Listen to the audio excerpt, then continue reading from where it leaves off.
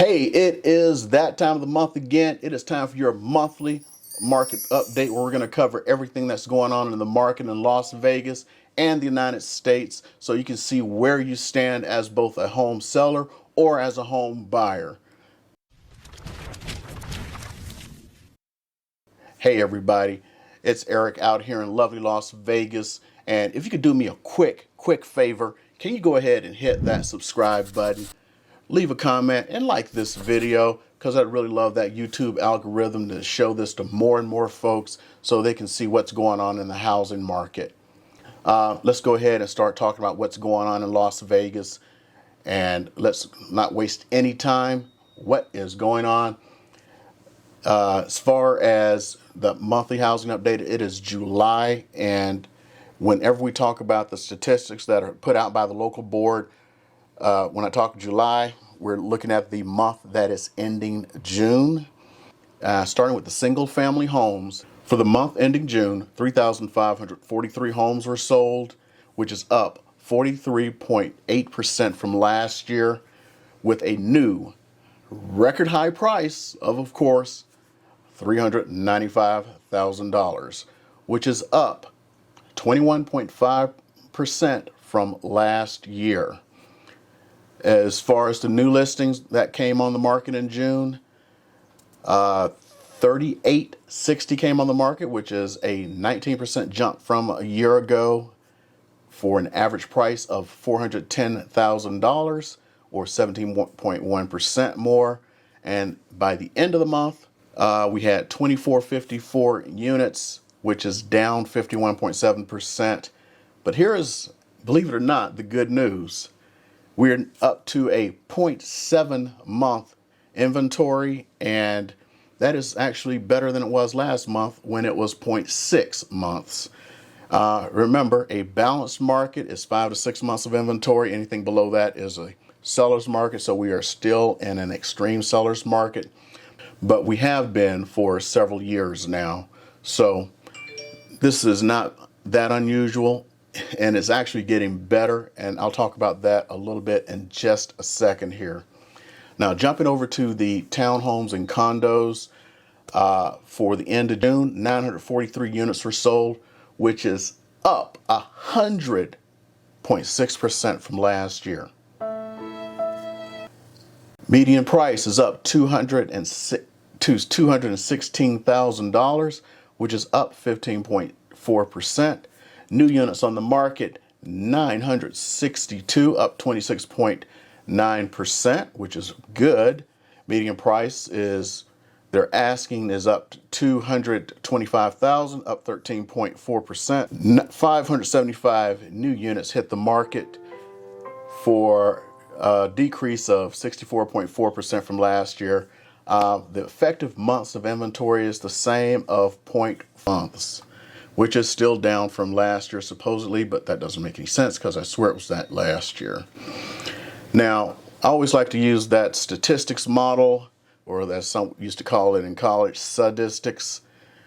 When you talk statistics, you got median and average. Statisticians say that the most meaningful number is actually the median, which is when you take the numbers, you chop them in half. That number in the middle there is known as the median. And if you always see a lot of stuff when it comes to income and house and stuff, they always use that number.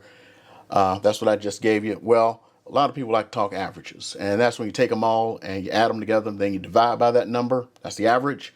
The average for single family homes was 495,000 or so. For townhomes and condos, it was about 238,000. So for both of them, it is more than the median, but for the single family, you can see it's over $100,000 more.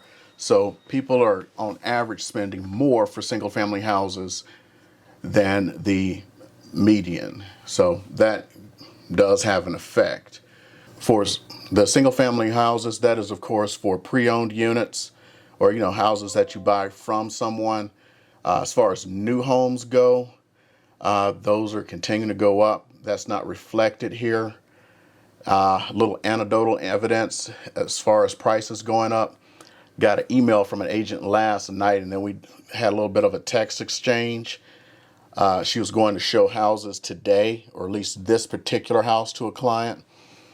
And what had happened is this house had dropped out of contract because the person who was going to have the house built had dropped out of their contract, and now the builder had relisted it or put it in the MLS for someone else to buy. So one of those houses that's ready to buy, new off the lot.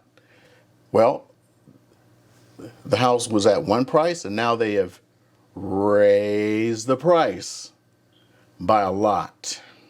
A lot.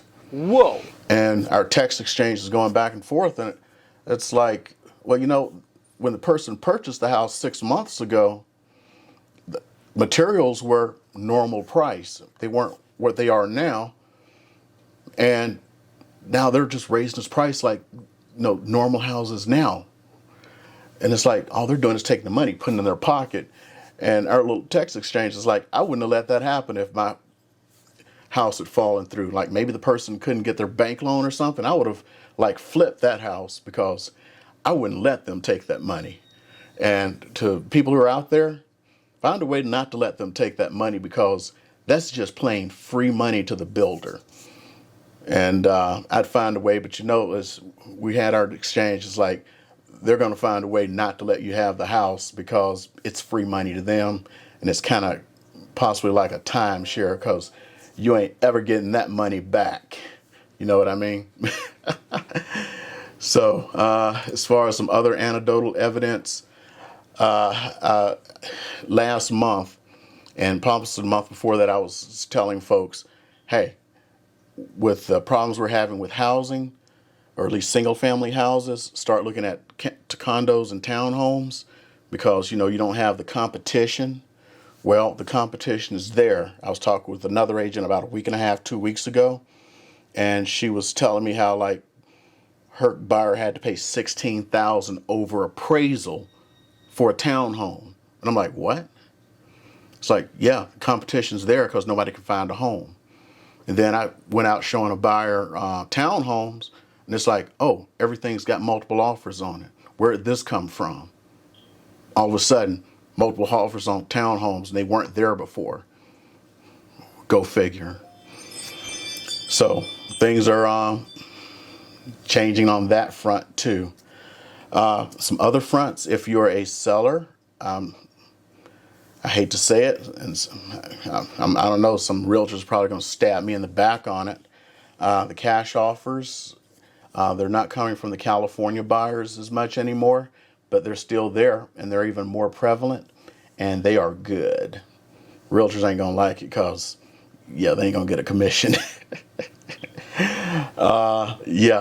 Cash offers are very good. I got somebody into a cash offer from an investor, and they're getting full price and no hassles. They don't have to worry about inspections, nothing. They just walking out. As a matter of fact, that's the second one, and I'm about to possibly put a third person in a row into a cash offer, and they get to just walk out. So it can be a good thing. I don't know where the future goes. I got a video that's coming out where I talk about it a little bit more and kind of the future of what's going on. And it's actually not a good thing for the regular folks, because there are some machinations that are going on that's not going to help folks a lot. Okay. As far as where some things are going, as far as offers, remember we were talking about, you know, putting in offers 50 and 60,000 over and not getting them, and 20 over and 15 over and not getting them. Well, that was a month ago. Things have changed because it changes week by week, month by month. The ebbs and flows. In the last week or so, everything is still above. You got offer above list now. There's still multiple offers. It's not 20 and 30. It's 4 and 5 now. But the thing is, the magic number this week seems to be 5,000 over. This week. It can change next week or next month. But this week, 5,000 over gets you a house. So keep that in the back of your noggin. Okay? So let's go ahead and get into the national news, talk about some trends that are going on. Okay, first news article we talk from here talks about 55% of all homes have sold for above list price this year, and that's nationwide. Here in Las Vegas, it's pretty closer to 100%, and that's up from 27% from last year. About 40% of homes nationwide sell within the first week. 54% sell within the second week.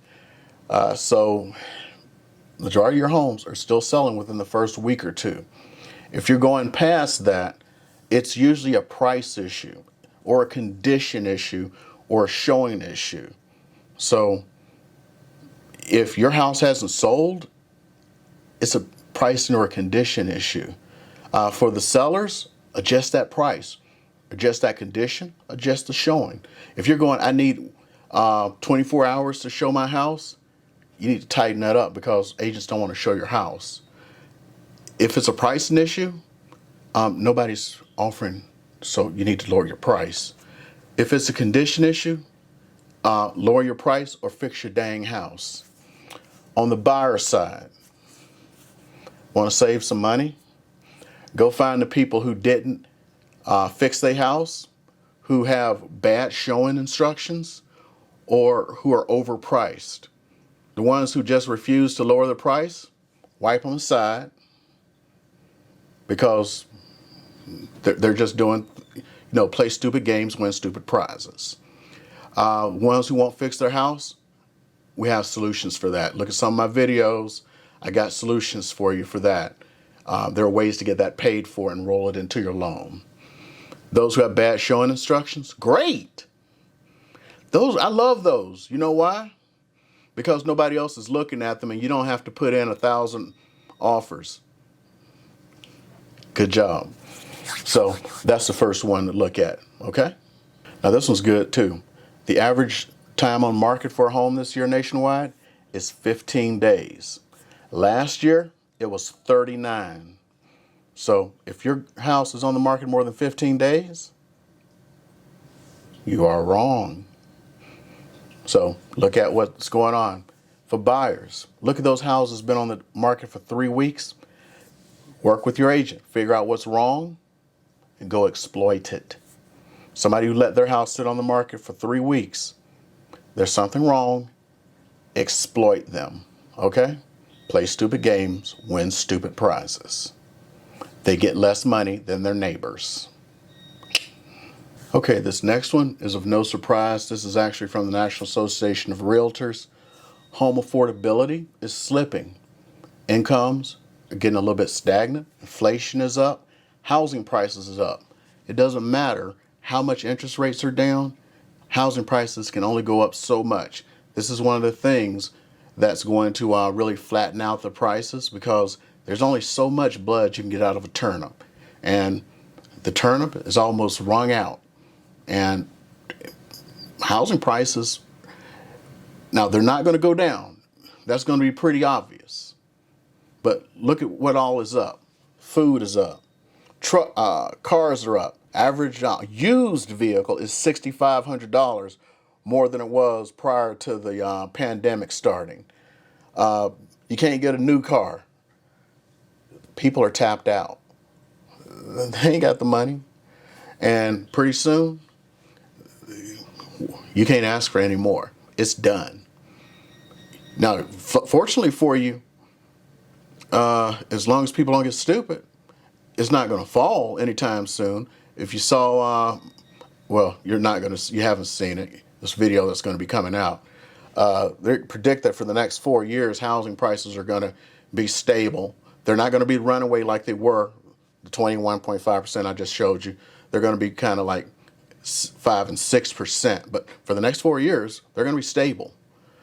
So you're at the top as far as the sellers go because buyers don't have any more money. So you sitting back going, I want my 20 offers. I think it was last month when I talked about the seller who wouldn't sell when he got an offer that was above his list price because he was expecting more. Yeah, that BS is over. Oh, and by the way, there was an article in the paper. I'll just flash it up here for a second. I got some intimate knowledge on this house because I forgot she dropped out of the deal. But this was in an area, and the person who was selling the house, this was the one I was actually talking about when I talked last month. And she's like, no, we dropped out because of, I'm not going to go into the details. But yeah, this is actually the house, and it was actually like a front page story in the paper. So it's like, I know this house. And it actually was it. So yeah. So play stupid games, win stupid prizes, because they actually ended up getting less than they are actually were under contract for. Don't do that. And this last little thing is talking about home equity lines of credit. I'm sure you may have seen it, may have not. It started with one bank and it's starting to like trickle down. A lot of banks are pulling back their home equity lines of credit. So the ability to tap money out of your house is starting to disappear. So a lot of people have record amounts of equity in their house. And, you know, sometimes people get stupid when they got massive amounts of equity. Banks have decided they don't want people to get stupid, so they are pulling that out. And they're going like, nah, you ain't going to do this. You ain't going to do to me what you did in 2008. And they're going like, they ain't going to let it happen. So that's not going to happen again. They're starting to see people are about to get stupid, and they're not going to let you tap it this time. So major banks are pulling back, and they're actually people who have home equity lines of credit. They're saying you had home equity lines of credit. So they're protecting themselves. They're writing plenty of loans if you're buying a new house or something, but you're sitting around and you paid, you know, $300,000 for your house. It's now worth $700,000. You're like, oh, I got $400,000 I can go play with. Yeah, no, they're not going to give you any walking around money. It's kind of like a story. I mean, this is not a story. This is actually happening. Had a guy. I'm going to make up some numbers. Let's say he had $250,000 that he was, you know, he was cleared to borrow, and then he found a $225,000 house. He actually said, "Oh yeah, okay, great. Just send me the other 25,000 in a check. I need some walking around money." It was like, you can't have that. So, well, why not? I was cleared to get 250. I'm only buying a $225,000 house. It's like, no, it doesn't work that way. But I was cleared for a loan for 250. I'm only buying a $225,000 house. You should be able to give me that 25,000. I need some walking around money. He literally said walking around money. But it don't work that way. And the banks ain't giving you walking around money. But you know what is happening? I need somebody to hit that subscribe button if you made it this far. And I also need you to watch some more of these videos, because I really like YouTube to help me out and put a little bit of love to me, okay? See you guys later.